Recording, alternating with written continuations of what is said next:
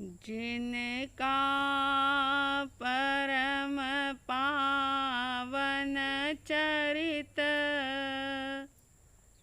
जल निधि समान अपार है। जिनके गुणों के कथन में गणधर न पावे पार है। बस वीतराग विज्ञान ही जिनके कथन का सार है। उन सर्वदर्शी सन्मति को वंदना शतबार है। उन सर्वदर्शी सन्मति को वंदना शतबार है। श्रद्धालु जिज्ञासु श्रोताओं, जिन वाणी के अर्क के रूप में, जिन वाणी के सार के रूप में श्रीमद् राजचंद्र जी के द्वारा रची गई ऐसी आत्मसिद्धि का स्वाध्याय, आत्मसिद्धि शास्त्र का चिंतन मनन चर्चा चल रही है। जैसा कि मैं अक्सर ही कहा करती हूँ कि परम सौभाग्य है आपका हमारा कि हमें मनुष्य देह मिली और सारे ही मोक्ष पाने के अनुकूल साधन प्राप्त हुए। आर्य क्षेत्र मिला, उत्तम कुल मिला, सत्पुरुषों का सानिध्य प्राप्त कर सके ऐसा परम भाग्य हमें प्राप्त हुआ। और सचमुच रोम रोम से ये अहोभाव महसूस होता है, अपने सौभाग्य को महसूस करते हैं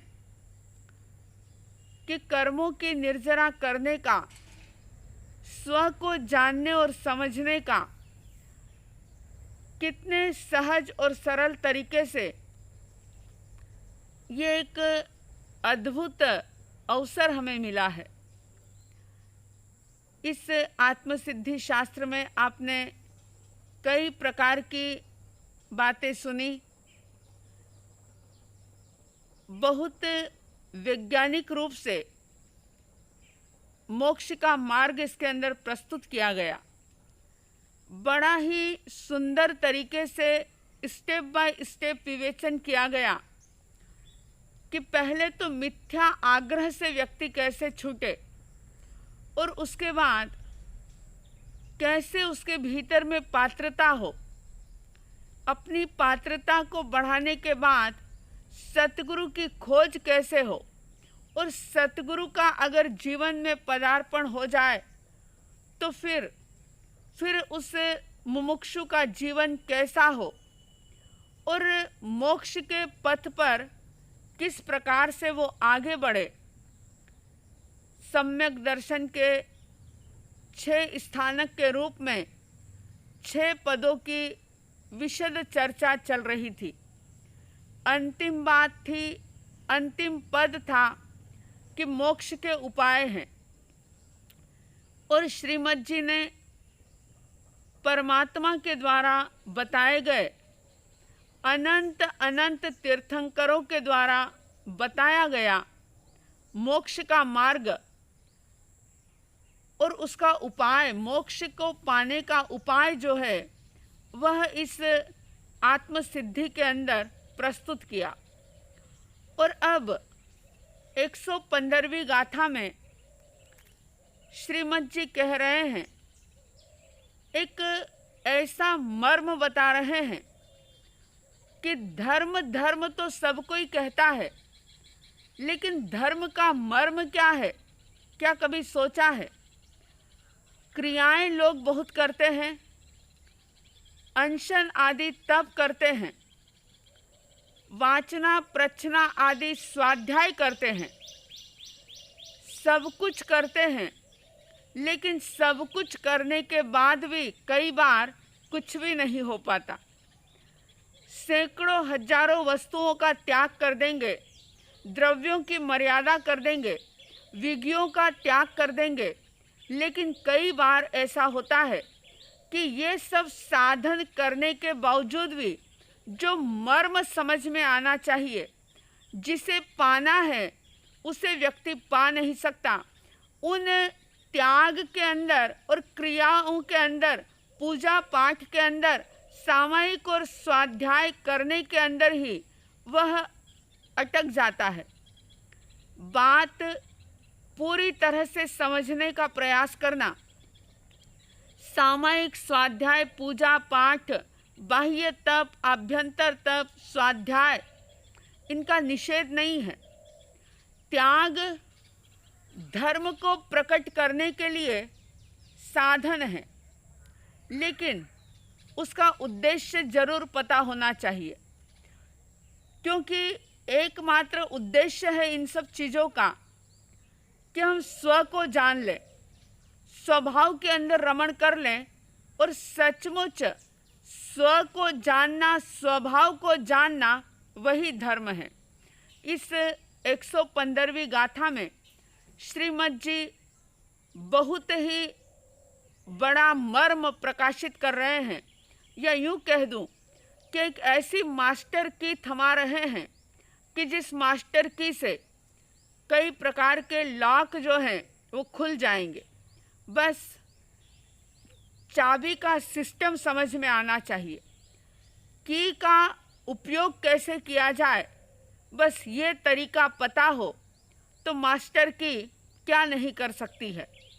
115वीं गाथा में कहा था श्रीमद जी ने, छूटे देहाध्यास तो नहीं करता तू कर्म, नहीं भोगता तू तेहनो, एज धर्म नो मर्म। बहुत ही बड़ी, बहुत ही गहरी बात इस गाथा के अंदर बताई कि छूटे देहाध्यास तो, जो इस देह में, इस शरीर में, इस नाम में जो मैं पने की बुद्धि है, यानी शरीर को ही मैं मान लिया। और आप देखो कि अनादिकाल से इस देह को, इस शरीर को, देह प्लस अध्यास, देहाध्यास का मतलब होता है देह और देह से जुड़ी हुई सब चीज को मैं मान लेना। मैं यानी आत्मा, यानी शरीर को ही आत्मा मान लेना, शरीर को ही मैं मान लेना। ये देहाध्यास आज का नहीं, ये मिथ्याभास आज का नहीं, ये अनादि काल से चला आ रहा है। और यही कारण है कि इसी देहाध्यास की वजह से व्यक्ति अपने आप को कर्ता मानता है कि मैं ये करता हूँ, मैं ये करता हूँ, मैं अगर ये ना करूँ तो काम ही ना हो, मेरी उपस्थिति तो अमुक जगह बहुत ज़रूरी है, अगर मैं उपस्थित ना हूँ तो सारे कार्य बिगड़ जाते हैं। ये बात औपचारिक नय से तो हम कह सकते हैं, उपचार से ये बात कह सकते हैं, व्यवहार से हम ये बात कह सकते हैं, बोलचाल की भाषा में ये बात गलत नहीं है, लेकिन ज्ञानी कह रहे हैं कि अगर भीतर में इस चीज का बोध हो, परमात्मा की वाणी का ज्ञान हो हमारे पास कि कोई किसी का भी कर्ता नहीं होता, एक द्रव्य दूसरे द्रव्य का, एक तत्व दूसरे तत्व का, यानी जीव तत्व अजीव का कुछ नहीं कर सकता और अजीव जीव के लिए कुछ नहीं कर सकता। सुन करके बात थोड़ी अटपटी लगेगी, लेकिन ये बात 100% सच है। हर चीज, हर पुद्गल अपने ही स्वयं की योग्यता से परिणमित होते हैं। उसके अंदर कोई भी निमित्त बन सकता है, यानी निमित्त नैमित्तिक संबंध हो सकता है, लेकिन किसी भी चीज का, किसी भी कार्य का कोई भी कर्ता नहीं है। ये अध्यात्म दर्शन है और इसे समझे बिना धर्म की आराधना हो नहीं सकती। धर्म का मर्म है ये। लोगों ने धर्म क्रिया कांडों में मान लिया। इस शरीर से जो जितनी ज़्यादा क्रियाएं करे वो उतना बड़ा धार्मिक। क्रियाएं करने की मनाही नहीं है। धन्यवाद के पात्र होते हैं वे लोग जो घंटों बैठ करके स्वाध्याय करते हैं, बहुत सारी सामायिकें करते हैं, ध्यान करते हैं और भी अन्य प्रकार के पूजा पाठ आदि शुभ क्रियाएं करते हैं। लेकिन धर्म का मर्म अगर समझ में नहीं आया, वे सारी क्रिया इसलिए की जाए कि हमारा मिथ्या भाव छूटे। मिथ्यात्व जो एक ऐसा दुश्मन है हमारा कि जो हमें सत्य का बोध होने नहीं देता। और आप इस बात को ऐसे समझें कि जैसे केंद्र है आत्मा और परिधि है सारा कुछ, ये देह और देह से जुड़ी हुई सारी चीज़ें। अब अगर परिधि का ही लक्ष्य हो, परिधि में ही व्यक्ति घूमता रहे और परिधि के बाहर भी घूमता रहे, लेकिन केंद्र की तरफ ना मुड़े, तो वो कभी भी केंद्र की तरफ पहुंच नहीं पाएगा। केंद्र तक पहुंचना है तो उसे परिधि से केंद्र तक मुड़ना होगा। अगर वह परिधि से बाहर की तरफ मुड़ जाए तो वो केंद्र से और ज़्यादा दूर हो जाएगा। जैसे समझ लीजिए किसी को कलकत्ता जाना है और कलकत्ता जाने के लिए अगर वह दूसरी किसी ट्रेन में बैठ जाए, जाना है पूर्व दिशा में और वो पश्चिम में जाने वाली ट्रेन के अंदर अगर बैठ जाए, तो ऐसी दशा में वह अपने लक्ष्य से और दूर होता चला जाएगा। तो इस गाथा के अंदर श्रीमद जी कह रहे हैं कि छूटे देहाध्यास, तो देह में जो ममत्व बुद्धि है, इस देह को जो मैं मान लिया है कि मैं यही हूँ और इसी से मेरी पहचान है। व्यवहार भाषा तो ठीक है, लेकिन भीतर में ये बोध रहे, भीतर में ये ज्ञान रहे कि मैं तो इन सब से अलग निराला आत्मद्रव्य हूँ। ये तो इनकी पर्याय बदल रही है। मैं तो अजर हूँ, अमर हूँ, अविनाशी हूँ। मैं अखंड आनंद का स्वामी हूँ। ज्ञान मेरा गुण है, ज्ञाता दृष्टा मेरा गुण है। मैं जानने और देखने वाला हूँ। जब ये बात रोम रोम में रमती है और स्वभाव की पहचान होती है, स्वभाव को पहचान करके उस स्व में रमना होता है, टिकना होता है, तो वही क्षण धर्म के होते हैं। कि कह दिया कि छूटे देहाध्यास, तो अब आप देखो कि देहाध्यास को छोड़ना यानी देह में ममत्व बुद्धि जो है उसको छोड़ना कितना मुश्किल है। क्रियाएं करना आसान है, महीने भर के व्रत कर लेना आसान है, लेकिन देह में जो ममत्व बुद्धि है उसको त्यागना कठिन है। इसलिए कठिन है कि हमने देह को मैं आज से नहीं अनादिकाल से माना है, और जो चीज़ अनादिकाल से संस्कारों में जमा हो गई, जम गई, उसको उखाड़ने के लिए भी उतना पुरुषार्थ तो जरूरी है। और देह में ऐसी मैं बुद्धि है कि अगर इस देह की कोई तारीफ कर दे तो व्यक्ति प्रसन्न हो जाता है, अगर कोई नाम को लेकर के निंदा कर दे तो व्यक्ति दुखी हो जाता है, परेशान हो जाता है, भूल जाता है कि ये नाम मेरे शरीर का है, मेरा नहीं है। जो मुझे गाली दे रहा है या अपशब्द कह रहा है वो इस शरीर को कह रहा है।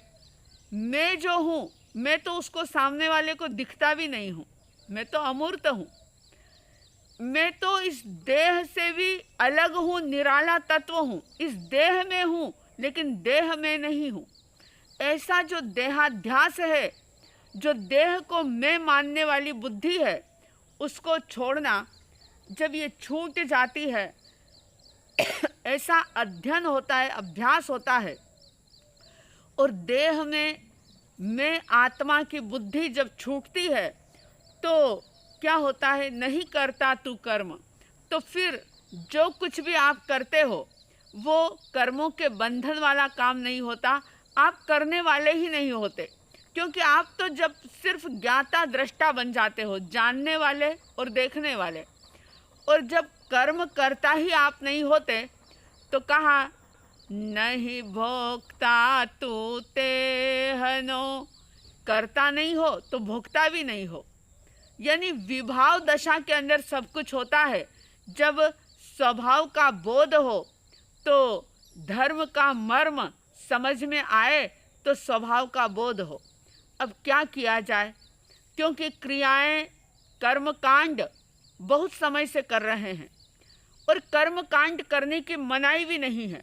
बस लक्ष्य को बदलो कि जो भी हम क्रियाएं कर रहे हैं उसका सार ये हो कि हमारी देह में आत्मबुद्धि जो है, पर वस्तु में मेरे पने का जो भाव है, या सरल शब्दों में कह दूं तो जो हमारा एक अटैचमेंट है, जो एक आसक्ति का भाव है, पकड़ का भाव है, मेरे पने का भाव है, पर वस्तु में अपनापन जो है उसको छोड़ना है। और उसको छोड़ करके जब हम ऐसा प्रयोग करते हैं, ऐसा हम अभ्यास करते हैं तो देहाध्यास छूटता है। और जितने जितने क्षण देहाध्यास छूटता है, ये बोध जागता है कि मैं पर का करता नहीं, पर मेरा करता नहीं। आप सोचो, एक ही बात अगर समझ में आ जाए तो जीवन के कितने सारे क्लेश खत्म हो जाएंगे।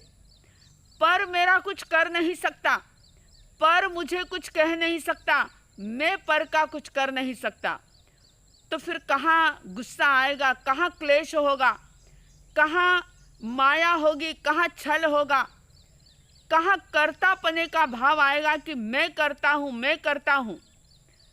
और जब कोई व्यक्ति बार बार ये कहता है कि अरे मैं ही तो सब करता हूँ, तो कई बार घर परिवार में, समाज में लड़ाई का कारण ये भी बन जाता है कि अरे तुम तो कुछ करते ही नहीं, सारा काम तो मैं ही देखता हूँ, मैं ही करता हूँ। ज्ञानी कह रहे हैं कि ये अज्ञान है, तुम करने वाले नहीं हो। देहाध्यास जो है उससे अपनी बुद्धि को हटाओ, धर्म के मर्म को समझो। और धर्म का मर्म तभी समझ में आएगा जब हमारे भीतर का जो आत्म तत्व है, वास्तविक जो हम हैं, उसकी हमें पहचान होगी। और उसकी पहचान के लिए हमें बार बार किस प्रकार से अपने आप को सजग करना है, सावधान करना है, बार बार इसे बोध देना है, खुद ही खुद को बोध देना है। परमात्मा की वाणी का संबल लेकर के उस वाणी के माध्यम से खुद को ही संबोधन देना है। क्या संबोधन देना है? तो बड़े ही प्यारे शब्द हैं किसी विद्वान पंडित के। उन्होंने कहा, हूँ स्वतंत्र निश्चल निष्काम ज्ञान ज्ञाता दृष्टा आत्म राम। क्या है अपनी पहचान? तो बता दिया, हूँ स्वतंत्र निश्चल निष्काम, ज्ञाता दृष्टा आत्म राम। वह मैं हूँ जो हे भगवान, जो मैं हूँ वह है भगवान। वह मैं हूँ जो है भगवान, जो मैं हूँ वह है भगवान। अंतर यही ऊपरी जान, वे विराग यह राग वितान। बहुत ही सुंदर बात, अपने आप को संबोधित करने वाली बात कि तू है कौन? तू शरीर नहीं, तू इंद्रिया नहीं, तू पर द्रव्यों से बिल्कुल मुक्त अलग स्वभाव वाला ऐसा आत्म तत्व है। इस धर्म के मर्म को जान ले। अगर ये समझ में आ गया तो न तू करता है ना तू भोगता है। और कहा कि तू स्वतंत्र है, तू निश्चल है, निष्काम है, ज्ञाता दृष्टा तेरा गुण है, तू आत्म राम है। और इसके बाद ये बात कह दी कि जो परमात्मा है, जो सिद्ध है, वैसा ही मैं हूँ। जो मैं हूँ वही सिद्ध है। अटपटा लगेगा सुनकर के, लेकिन गहराई से चिंतन करोगे तो पता लगेगा। आगे बता दिया, अंतर सिर्फ ऊपरी जान। जो भी अंतर है, आत्मद्रव्य की दृष्टि से कोई अंतर नहीं है, लेकिन उन्होंने अपनी सारी संभावनाओं को उजागर कर दिया। उन्होंने अपने सारे कर्म मेल का शोधन कर दिया और अपने शुद्ध द्रव्य को, आत्मद्रव्य को प्रकट कर दिया। खदान से सोना निकलता है तो उसको विविध प्रकार की प्रोसेस के द्वारा उसको शुद्ध कर दिया जाता है, तो उसकी मलिनता दूर हो जाती है। आप हम अभी खदान से निकले हुए सोने की तरह हैं, हमारी आत्मा, लेकिन सिद्ध परमात्मा ने साधना से उस सारी मलिनता को दूर करके एक भीतर का जो ओरिजिनल रूप है उसको प्रकट कर दिया। वे विराग यह राग वितान, वे विरागी हो गए। और संसारी लोग तो कहने का अभिप्राय कि धर्म के इस मर्म को समझ करके देहाध्यास आसक्ति छोड़ने की, कम करने की कोशिश करें। डे बाय डे निरीक्षण करें अपना कि कितनी आसक्ति कम हुई या बढ़ी है। मकड़ी के जाल की तरह हम और ज़्यादा काम काज में, घर गृहस्थी में उलझते जा रहे हैं या कि थोड़ा मुक्त हो रहे हैं? क्या कर रहे हैं? स्वयं निरीक्षण करें। आप सबके भीतर की आसक्ति, देहाध्यास धीरे धीरे छूटता चला जाए, ऐसा साध्वीद्वय की तरफ से शुभ मंगल भावनाओं के साथ। जय प्रभु महावीर, जय गुरु आनंद।